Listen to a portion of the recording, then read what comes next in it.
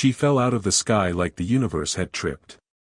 1 second, the sulfur storms of carbon were howling like they always did, chewing on the ridges and coughing up dust that could melt the paint off a hull, and the next, a streak of white fire cut through the violet haze. Kai Darrow had just finished counting the dents on his cargo loader for fun, because that's the kind of thrill carbon offered, when the sky tore open and spat out a shuttle. It wasn't a graceful descent. It was the kind of crash you'd expect from a drunk pilot who thought gravity was optional. The first explosion bloomed on the horizon, a dull orange puff swallowed by the sulfur fog. Kai didn't move. Not immediately. Out here, things fell from the sky all the time, scrap from orbital junkyards, drones gone rogue, sometimes pieces of people who annoyed the wrong corporate fleet. It was rarely his problem. But then the second explosion came, louder, closer, followed by a sound no one on this rock should ever hear. A distress beacon. Great, Kai muttered, pushing off the loader. Someone out there thinks they're still worth saving. The beacon was old tech, analog, static-laced, like something out of a museum. His wrist comm cracked and whined, spitting out a looping signal, Mayday, unregistered craft, crew. The message dissolved into white noise. He stared out across the wastes, sulfur fog curling in sickly ribbons. This planet didn't like visitors. It ate them. And yet, like an idiot, he was already climbing into his hauler. Because Kai Darrow had many flaws, poor judgment was practically a religion for him, but leaving someone to die when they were close enough to smell? That wasn't in his wiring. The hauler coughed to life with all the enthusiasm of a hungover mule. He slammed it into gear, guiding it toward the flickering signal on his NAV screen. The landscape rolled by in jagged shadows and ash-colored dunes, glowing faintly under the stormlight. He kept telling himself this was stupid. That whoever fell out of the sky was probably already charred meat wrapped in expensive alloys. That if they weren't dead yet, whoever shot them down was probably coming back to finish the job. He didn't stop. By the time he reached the wreck, the sulfur wind had chewed the fire down to ember tongues licking at twisted metal.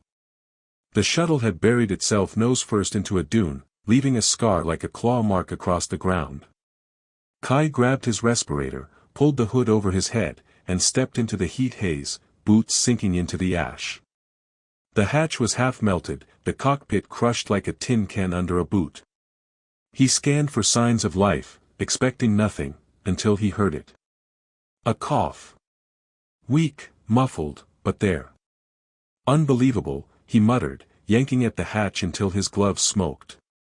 It didn't budge, so he did the sensible thing, slapped a charge on the seam and prayed it didn't blow whoever was inside to mist. The hatch burst open with a metallic scream, and he ducked in through the smoke. The cockpit was a furnace. Panels shattered, wires dangling like black vines, sparks crackling in lazy arcs. And in the middle of it, her. She was slumped against the restraints, hair plastered to her face, a streak of blood curling down her temple. For a second, Kai thought she was human. Then he saw the ears, long, tapered, elegant in a way that didn't belong on this ugly planet. "Oh, fantastic," he whispered. "An off-worlder. Probably allergic to everything here. Including me." Her eyes fluttered open, silver glinting in the dim light. For a moment, they locked on his, and he felt something sharp in that gaze, fear, maybe, or something heavier, something he didn't want to name. Then she rasped a word that sounded like it came from a language with too many vowels and passed out cold. Kai stared at her for a beat, brain already calculating how much trouble this was going to cost him. Answer. More than he could afford. He glanced over his shoulder, scanning the storm-smeared horizon. No sign of ships yet. But there would be. Things like this didn't just fall out of the sky without strings attached, and those strings usually came with guns. He cut her loose, slinging her over his shoulder with a grunt. She was lighter than he expected. Warm, too. Real. Which somehow made it worse. He stumbled back into the sulfur wind, muttering to himself through the mask. This is it, Kai. This is how you die. Carrying a mystery woman with elf ears across a toxic wasteland. I can already hear the obituary, local idiot saves alien, dies screaming. The beacon behind him still stuttered its useless plea into the storm. Above, the sky rumbled like something ancient and hungry. And for reasons he didn't care to examine, Kai ran. Kai's outpost didn't look like much, mostly because it wasn't much. A heap of welded scrap perched on a plateau, humming like it might collapse if someone sneezed too hard. He dragged the alien woman through the hatch and slammed it shut against the sulfur wind, lungs aching inside the respirator. The interior smelled faintly of burnt circuits and bad decisions. A single strip of flickering light stretched across the ceiling, buzzing like an angry insect. His home was a shrine to things that used to work, engine parts stacked like drunken soldiers, crates of mineral ore he couldn't sell because apparently, radioactive sheen scared buyers these days, and a kitchenette so cramped you could stir soup while sitting on the toilet, if you had soup, which he didn't. Kai dumped her on the least dirty surface he owned, a maintenance bench, and peeled off his mask. "Welcome to paradise," he muttered, because it felt polite to say something, even if she was unconscious. "Please don't die here. I'm out of bleach." He started checking her vitals, because that's what you do when you drag an alien woman out of a wreck instead of minding your own business. Her pulse was steady. Breathing shallow but rhythmic.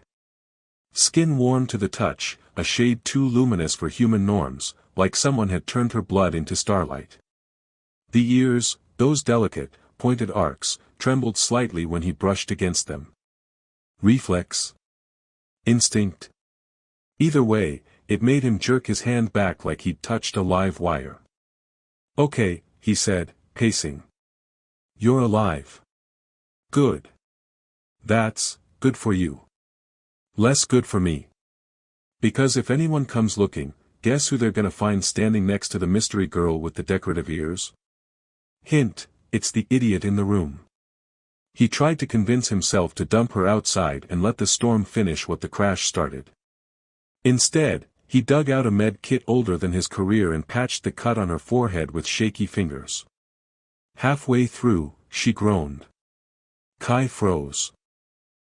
Her eyelids fluttered open again, slow and heavy, revealing those strange silver-flecked eyes. They tracked him, unfocused at first, then sharpened like twin blades sliding free of a sheath. "Where?"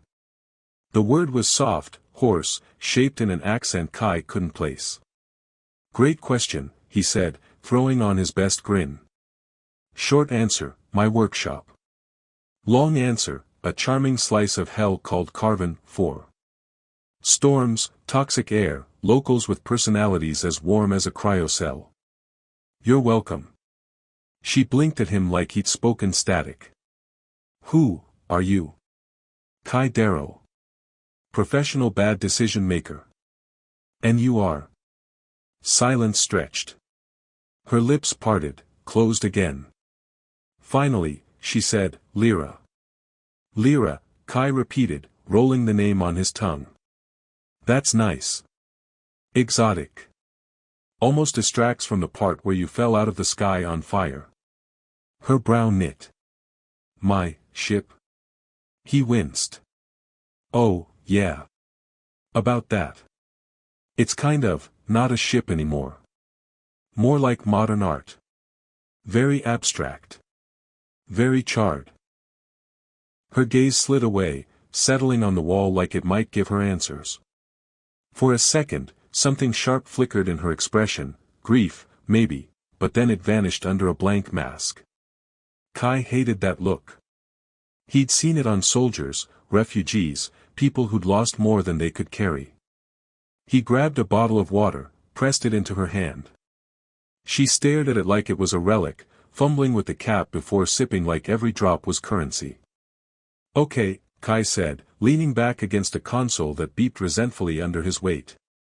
"Now that we've covered names and hydration, wanna explain why a bunch of cannons were trying to turn you into cosmic dust? Or is this one of those mysterious stranger situations where I don't get answers until I'm knee-deep in corpses?" Her throat worked, but the words didn't come. She set the bottle down carefully, as if gravity was optional. I cannot tell you. Ah, classic. Love that. Kai threw up his hands. Sure, don't tell the guy who literally dragged your unconscious body across a storm that peels paint off steel. It's fine. Secrets are fun.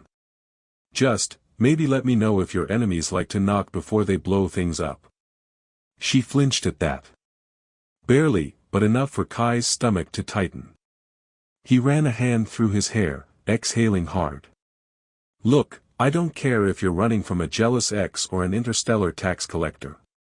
I just need to know if keeping you here is gonna get me turned into molecular soup. Nothing.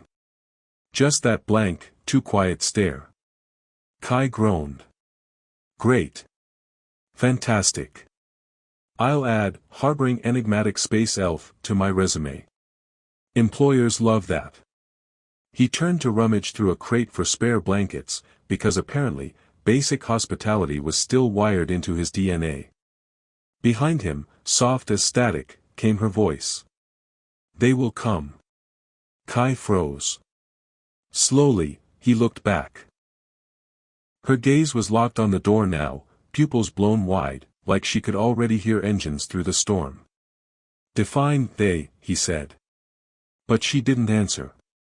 And outside, in the sulfur haze, something hummed, low, distant, like the first whisper of a storm that didn't belong to this planet. The sound came back first. A low, bone-deep hum, faint but growing, vibrating through the thin metal plates of Kai's outpost like a heartbeat trying to escape. He was leaning over a console, pretending to check power levels because it was easier than staring at the girl with silver-flecked eyes and too many secrets. But the hum didn't care about his coping strategies, it crawled inside his skull, pulsing with the promise of bad news. Lyra was sitting on the bench, her posture too straight for someone who'd barely survived a crash. Her ears twitched, subtle, quick, as if they were tuned to a frequency humans couldn't hear. Which, considering everything else about her, they probably were. Kai tapped the console in front of him. So, I'm gonna guess that's not just my imagination playing dubstep in my brain, right? She didn't answer. Just fixed her gaze on the far wall, rigid as a statue carved from moonstone. Cool, Kai muttered. Love the suspense. Big fan. He pulled up the outpost's radar, a relic that looked like it belonged in a museum exhibit titled Things That Stopped Being Useful Centuries Ago. The screen crackled, bloomed with static, then resolved into a single dot sliding across the grid. Then another. Then 3 more. Kai swore under his breath. Well, that's a lot of unexpected company. Looks like someone RSVP'd to our little survival party without asking. Lyra spoke without looking at him. They found me. Wow. Great. Awesome. Love that confidence. He turned to her, arms flailing in a gesture that probably screamed losing it slowly. And who exactly is they? Because if it's a religious cult, I've had enough bad experiences with people in matching uniforms. Her jaw tightened, but the silence stretched like a taut wire. Kai dragged his hands down his face. Okay, you know what? Don't tell me. That's fine. Surprises make life spicy. Let me just, he swung back to the console, fingers dancing over keys. The dots were converging fast, moving like predators that had smelled blood. He needed answers, but right now, survival topped curiosity. He started the emergency lockdown sequence, which was basically him convincing the outpost's AI, a glorified toaster with ambitions, to stop whining about power reserves and seal the blast doors. The AI responded with a sound that could only be described as judgmental static. Don't sass me, Kai growled at the speaker. I'll replace your voice module with a singing gopher. Behind him, Lyra shifted. You cannot fight them. Kai spun, eyebrows climbing. Oh, fantastic. That's encouraging. And what would you suggest, Your Highness? Invite them in for tea. Sorry, fresh out of biscuits. Storm kind of ruined the vibe. Her lips parted, as if to argue, then closed again. She looked smaller suddenly, like the weight of whatever truth she wasn't sharing had pressed her into herself. Kai hated how that tugged at something behind his ribs. Listen, he said, softer now, though sarcasm still clung to the edges like armor. I don't know who you are, or why people want you badly enough to send death squads through a sulfur storm. But I'm not handing you over. Not today. Her gaze snapped to him, sharp and searching, as if trying to measure the exact size of his stupidity. Kai smirked. Don't look so surprised. I've got a reputation to uphold. Heroic idiocy is kind of my brand. The hum outside deepened, morphing into the throaty purr of engines dropping through atmosphere. A shadow flickered across the viewport, sleek and angular, all matte black menace and teeth of glowing plasma. Then another. Kai's stomach tried to vacate his body. Oh, stars. They brought friends. The first shot slammed into the plateau, rocking the outpost so hard that half his tools rained down from the shelves. Sparks spat from the ceiling, and something behind the wall made a noise like a dying walrus, probably the generator. Kai bolted to the storage locker, yanking it open and tossing aside scrap until he found what passed for weapons, an old plasma rifle with more scorch marks than functional circuits, and a pulse pistol that smelled faintly of burnt toast. He tossed the rifle to Lyra. She caught it easily, hands moving with a grace that didn't match her earlier weakness. For the first time, he saw something alive in her, fierce, sharp-edged, dangerous in a way that made his skin prickle. Thought you said we couldn't fight them, he said. Her eyes locked on his, cold silver now hard as forged metal. I said you couldn't. Before he could decide whether to feel insulted or impressed, the blast door screamed open. Not because the AI obeyed, but because something outside ripped it apart. The storm howled through the gap, sulfur wind curling around armored figures stepping into his home like nightmares with guns. Kai's brain offered one helpful thought, told you so. Then everything went to chaos. The first merc charged, heavy boots shaking the floor, rifle blazing. Kai dove behind a console, heat licking his cheek as plasma bolts chewed into metal. Lyra didn't dive. She moved, liquid, lethal, rolling across the floor and snapping the rifle to her shoulder in one motion. The blast that left her barrel tore a hole through the merc's chest, dropping him like a sack of meat. Kai popped up long enough to fire his pistol at the second one. It spat out a single, miserable bolt before wheezing into silence. Oh, sure, he muttered, tossing the useless weapon. Pick now to retire, you junk heap. The air filled with gunfire and storm wind and the stink of melting alloy. Lyra fought like she'd been born for it, every movement clean, precise, devastating. Kai. He improvised with a wrench and a bad attitude, clocking one merc across the helmet hard enough to rattle his teeth. By the time the last intruder hit the ground, the outpost was a smoking ruin of sparking wires and scorched metal. Kai stood in the wreckage, chest heaving, ears ringing, staring at Lyra as she lowered the rifle.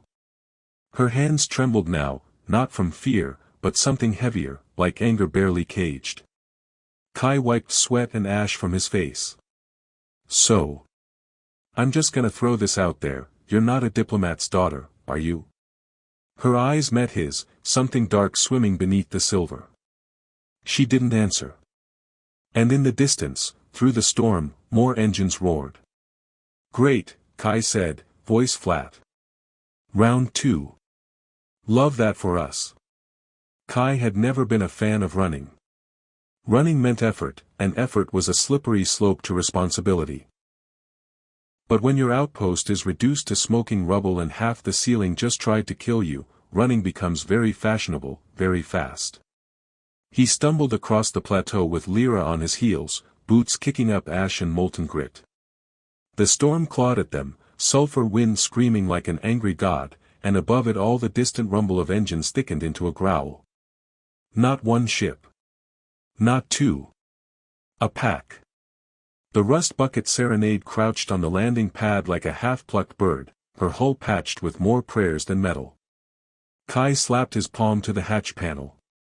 It blinked red, thought about it, then gave him the mechanical equivalent of a sigh and opened. "After you," he said, ushering Lyra in with a flourish that was 80% sarcasm and 20% sheer panic. She didn't hesitate. He followed, sealing the hatch as something big slammed into the plateau behind them, rattling the ship's bones. Inside smelled like recycled air and old engine grease, which, to be fair, was exactly what it was. Kai dove into the pilot's chair, fingers flying over controls that weren't so much intuitive as possessed. The console flickered to life, protesting in binary curses. "Come on, baby," he muttered, coaxing the engines awake. "Just one more suicidal takeoff for old time's sake." The ship shuddered as the thrusters kicked, lifting them in a drunken wobble. Outside, shadows moved through the sulfur fog, sleek ships with plasma cannons yawning like hungry mouths. Kai slammed the throttle. The Serenade roared skyward, cutting through the storm in a plume of fire. The inertial dampeners lagged by a fraction of a second, enough to punch the breath out of his lungs. Lyra gripped the back of his chair, knuckles pale, but her face wasn't fear. It was focus. Kai noticed. And immediately pretended not to. Alarms howled as the first plasma bolt sizzled past the viewport, close enough to sear a glowing scar into the Serenade's hull. Kai yanked the stick, diving into the storm clouds like a drunk fish trying to outswim a shark. "Any chance you know how to work a turret?" he called over the din. "Yes," Lyra said. Simple. Flat. Like he'd asked if she could breathe. "Great, back of the ship. Just follow the blinking red light that screams, 'Please don't kill us.'" She vanished aft without another word. Kai grinned despite himself, grim, sharp-edged, but real. He'd flown with mercs, smugglers, pirates, even a priest once, long story, lots of guilt, but none of them had radiated the kind of deadly calm Lyra carried like perfume. The ship bucked under another hit, this one slamming a warning panel into his shoulder. He cursed, punching the stabilizers until they stopped blinking like party lights at a funeral. Behind him, the turret spat plasma into the storm. The recoil rattled the ship, but the rhythm was surgical: burst, pause, burst. A flash through the clouds marked a pursuing fighter blossoming into fire. Kai whooped. "Nice shot. 10 out of 10, would not die again." "3 more," Lyra's voice crackled through the calm. Of course there were. There were always more. He dove into a canyon of jagged rock, engines howling as the Serenade scraped so close the hull kissed stone. Plasma bolts slammed into the cliffs, throwing molten shrapnel across their path. One chunk clipped the wing, and the ship lurched violently. Kai swore in 3 languages, 2 of which he'd invented. That's fine. Who needs symmetry, anyway? Overrated. The canyon ended in a wall of mist and lightning, the edge of the quantum storm. Kai stared at it like a man considering the world's worst idea. "Don't you dare," the ship's AI droned in its monotone drawl, having finally rebooted after the chaos. "Oh, we're daring," Kai shot back, punching the thrusters to max. "Strap in, sweetheart. We're about to play tag with physics." The Serenade plunged into the storm. Space twisted instantly, the laws of reality bending like drunks at a limbo contest. Lightning danced in colors Kai's eyes weren't sure existed. His instruments screamed gibberish, then gave up entirely. Behind them, the pursuing ships hesitated at the storm's edge. Sensible. Smart. Which meant they were definitely coming through anyway. Kai glanced at the sensors, blank static. At the viewport, rippling curtains of quantum haze. And at the co-pilot's chair, empty. For a heartbeat, panic stabbed him.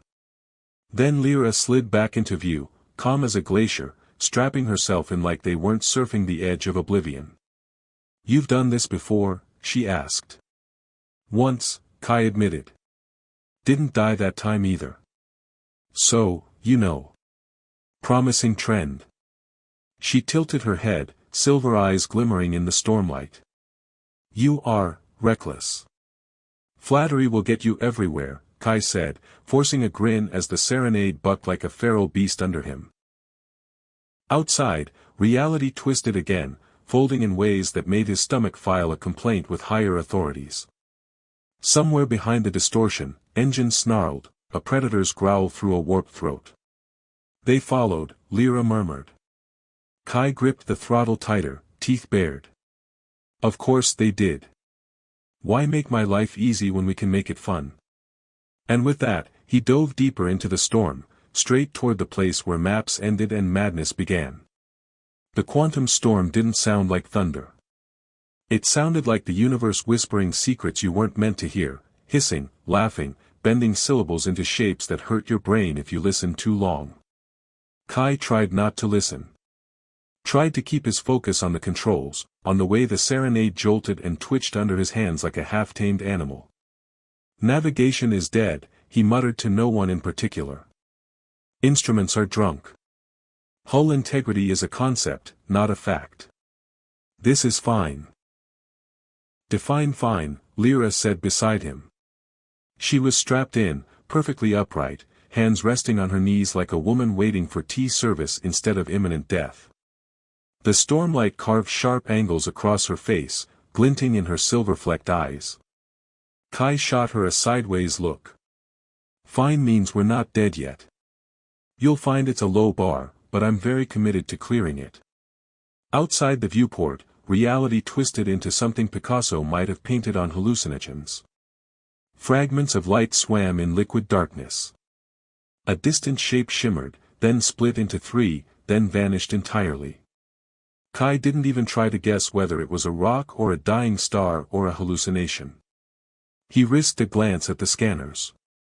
Static. Except, no, there. A flicker. Not his ship. Something bigger, moving like a shadow behind the storm's rippling curtains. Kai's gut clenched. We've got company. Either that or a ghost, and I'm not picky which at this point. They followed, Lyra said softly. No panic. No fear. Just certainty. Yeah, thanks for the update, Princess Obvious. He punched the thrusters, feeling the serenade shudder as if it was trying to voice its opinion on his life choices. The engine spat blue fire into chaos, propelling them deeper into the storm where physics went to cry. Another flicker on the scanner. Closer. Too close. Kai muttered under his breath. All right, think, Darrow.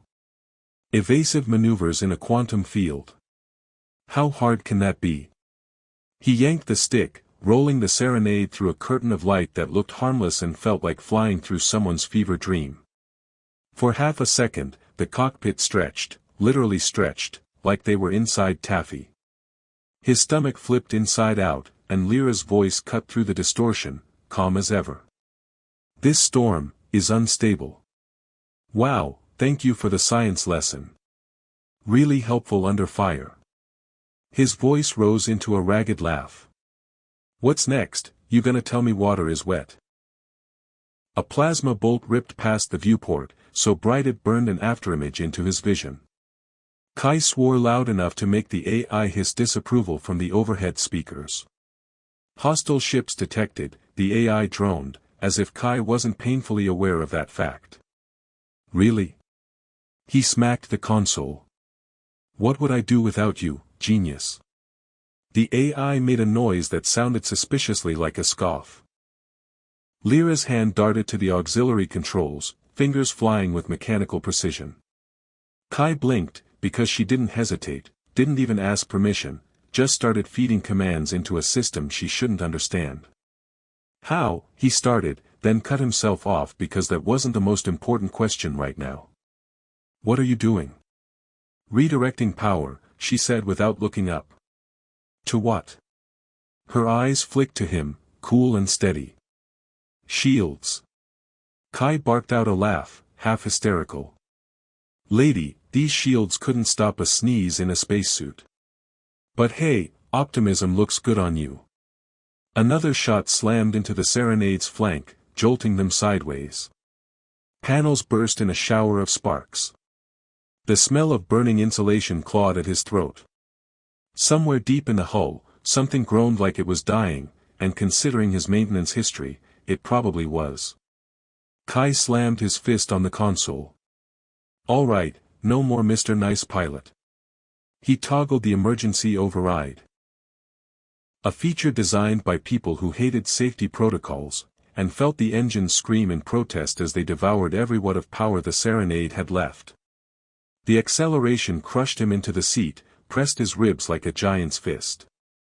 The storm tore open in front of them, peeling back to reveal a gulf of glittering black. For a heartbeat, Kai thought they'd made it, then alarms shrieked, red lights pulsing like arterial blood. Warning, the AI intoned. Hull integrity, compromised.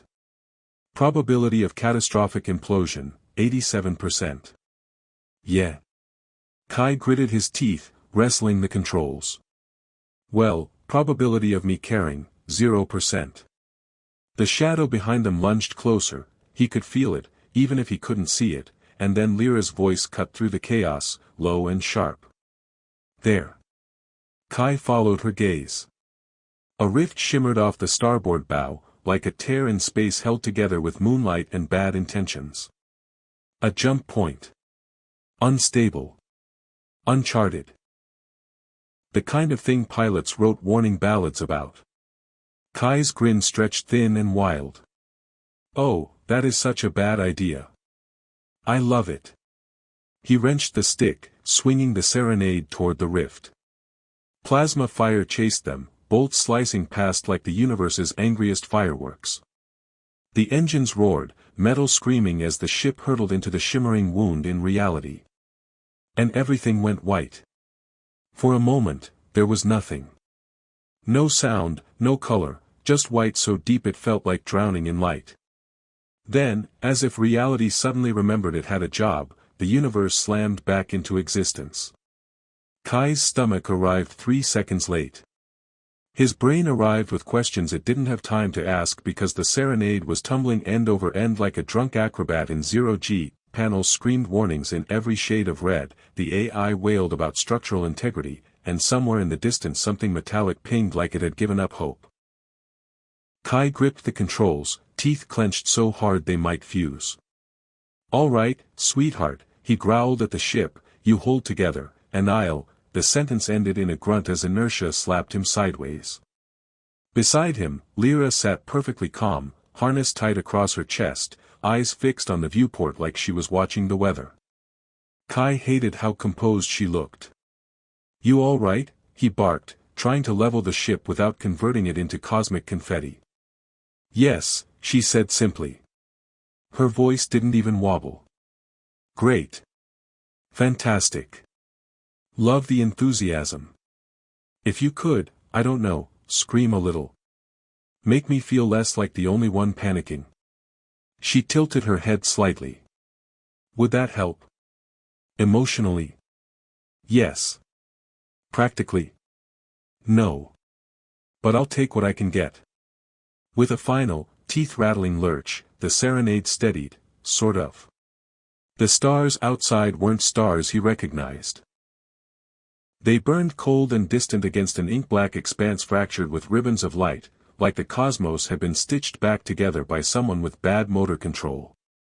Kai stared at it, chest heaving. Okay. So, where the hell are we?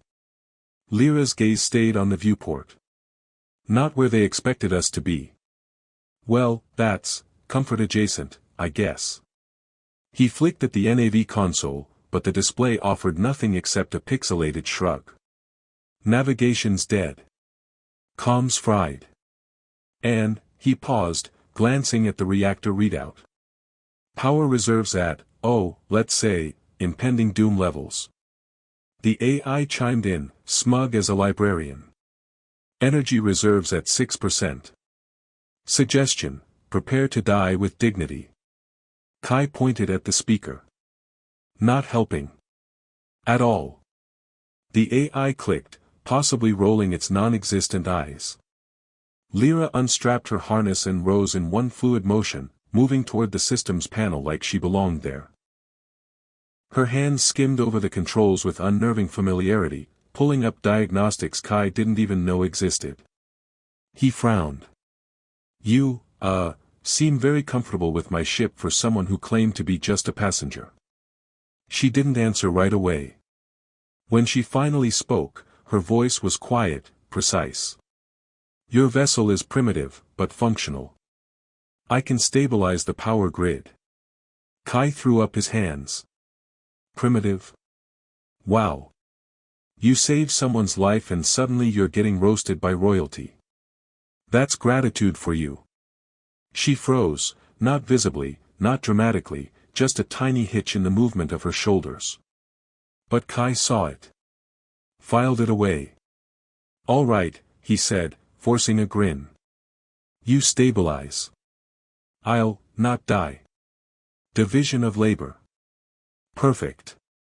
He moved to the storage locker, digging for emergency rations because chaos always made him hungry. Pulled out a protein bar so old it might qualify as an artifact and tore it open with his teeth. You eat? He asked around a mouthful, holding up another bar. Lyra glanced at it, then at him, like he'd offered her a live grenade. What is that?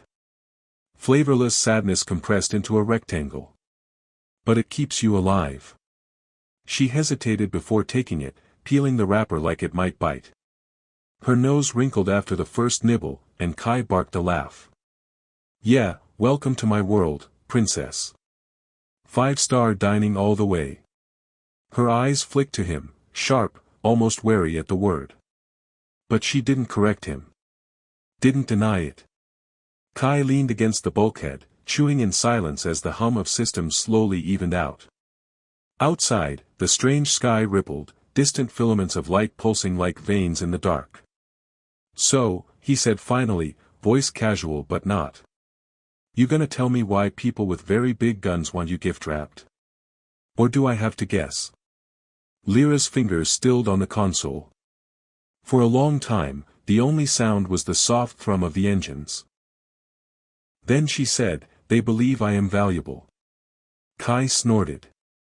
Understatement of the millennium. You don't send warships for someone who owes library fines. Her jaw tightened. I did not choose this. Something in her tone made Kai's sarcasm falter.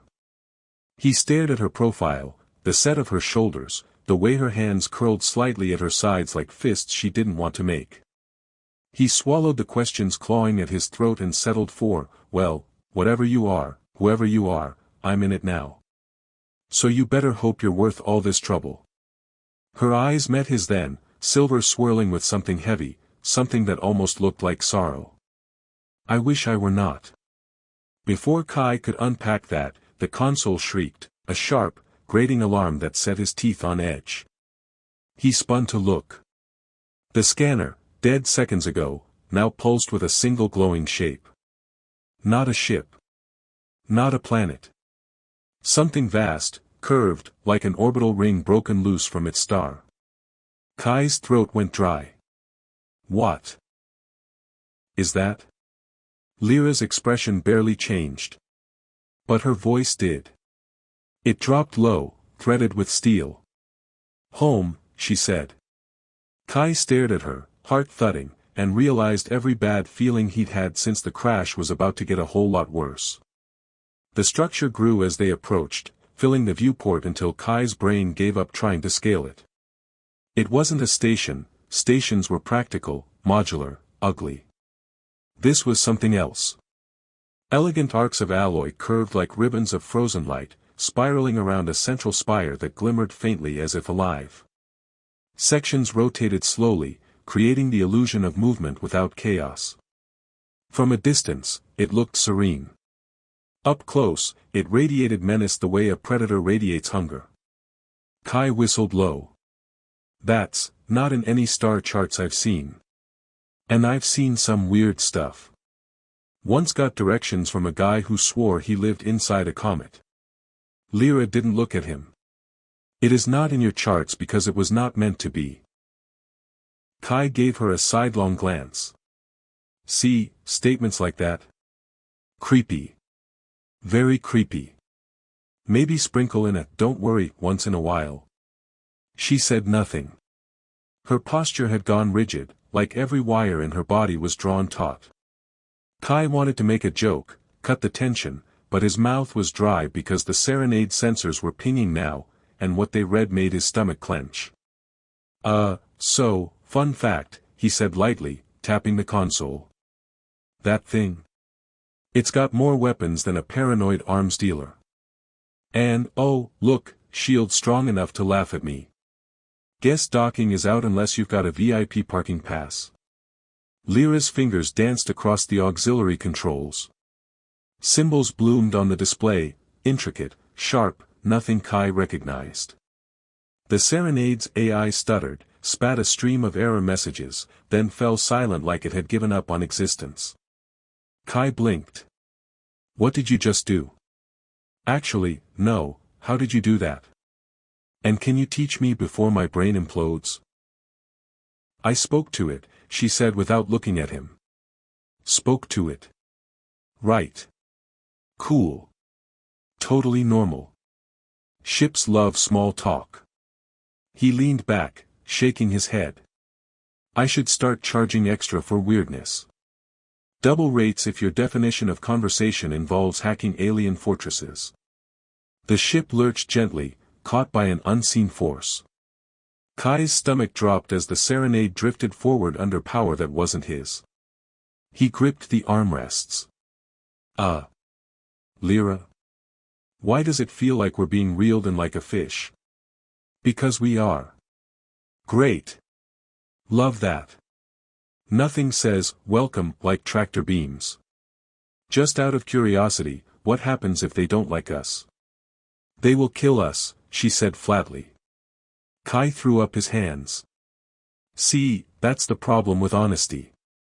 No suspense. Zero fun.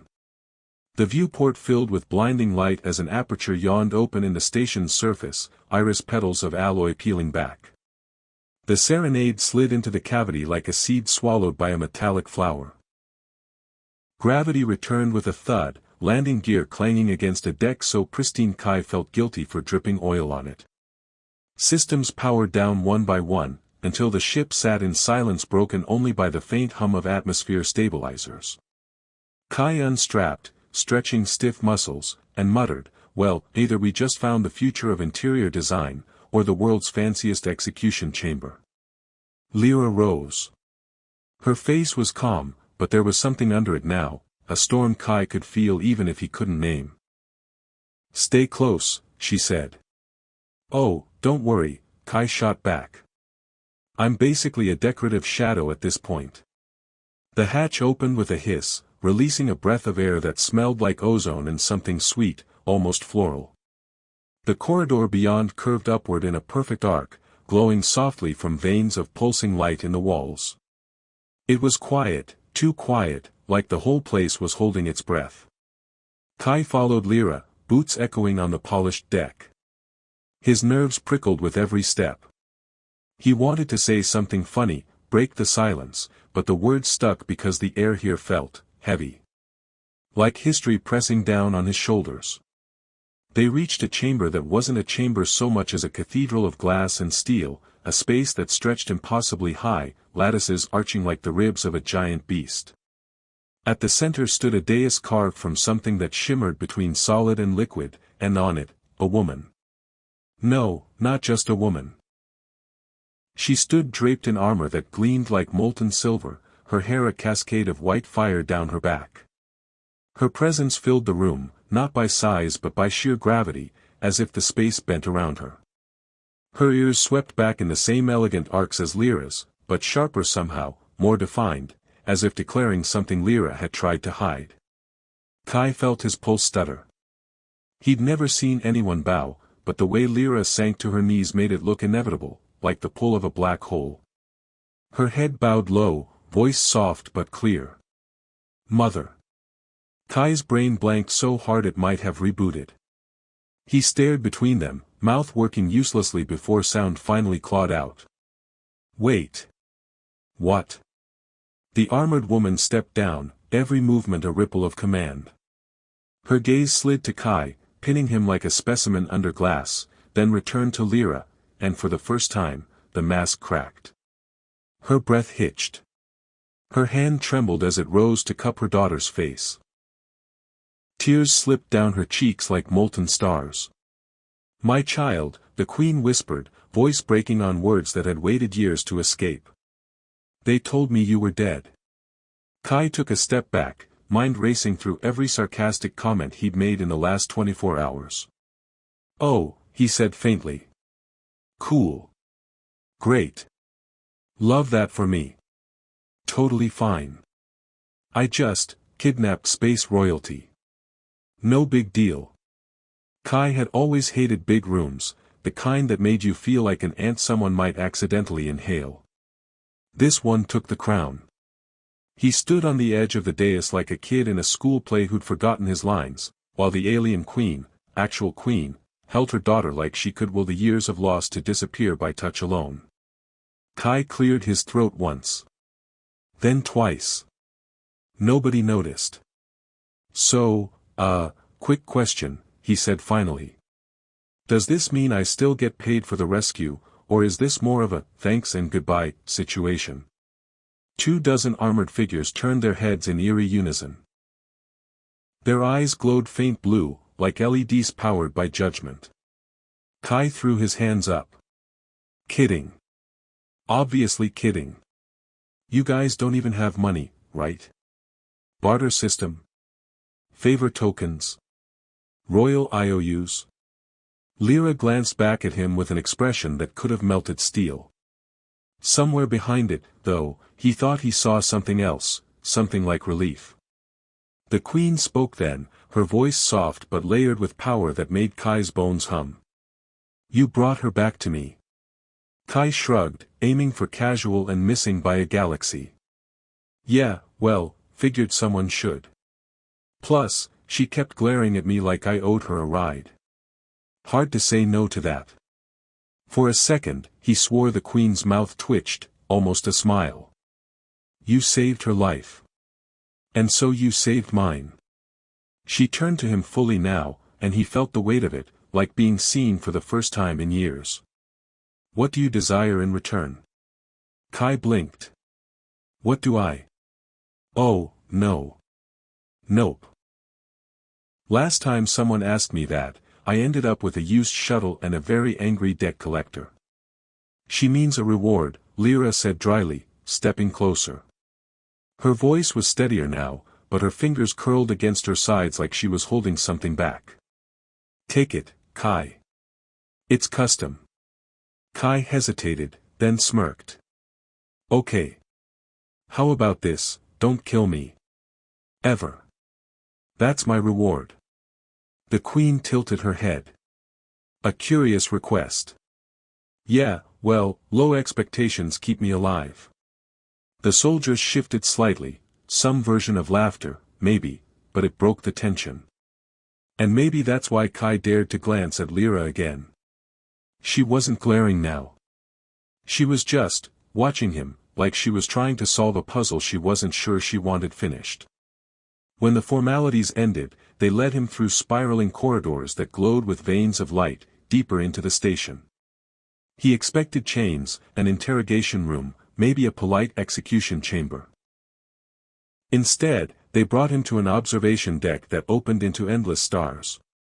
For a long time, he just stood there, staring. Out there was the same black infinity he'd run from his whole life: debts, bad deals, worse luck. Only now, it didn't feel so empty. "You're quiet," Lyra said behind him. Kai snorted. "Don't get used to it. I'm just trying to process the part where you're a princess and I'm still me. A guy with a ship held together by stubbornness and duct tape." "You're more than that," she said simply. He turned, eyebrows up. "Wow. Compliment. Didn't think you had that setting." "Don't make me regret it," she warned, but there was a flicker of a smile there, real, unguarded. They stood like that for a while, silent, stretching but not uncomfortable. And in that quiet, Kai realized something: he didn't feel like running anymore. For years, life had been about escape, skip town, dodge bullets, stay a step ahead of the next disaster. But now, maybe it wasn't about running. Maybe it was about choosing where to stop. So, he said, breaking the moment before it strangled him, what happens now? You take your throne, I take my ship, and we pretend none of this ever happened? Her smile faded. It's not that simple. War is coming. The ones who try to kill me will come again, and when they do, they won't just burn Carven, for. Kai grimaced. Right. Always war. You people really need new hobbies. You don't have to stay, she said softly. He thought about that. About the serenade waiting in the hangar, about the quiet hum of its engines like a heartbeat he knew better than his own. Freedom had always been the dream. But now, when he imagined flying off into the black, all he saw was her face framed by that impossible station's light. Yeah, he said finally, I kinda do. Her eyes widened just slightly, like she hadn't expected him to say it. Why? Kai grinned. Because someone's gotta teach you how to swear properly. And because. He glanced back at the stars, their cold fire spilling across the deck. For once, feels like I'm in the right place. Even if it kills me. Lyra shook her head, but there was laughter in it now, soft, almost disbelieving. You're impossible. Hey, he said, shrugging. Somebody's gotta be. A chime echoed through the deck, low and resonant, like the heartbeat of the station itself. The Queen summons, maybe, or the first whisper of the storm to come. Kai looked toward the sound, then back at Lyra. Guess that's our cue, he said lightly. So, princess, ready to save the galaxy or whatever? Her smile this time was sharp as starlight. Together. And for the first time in a long time, Kai believed it.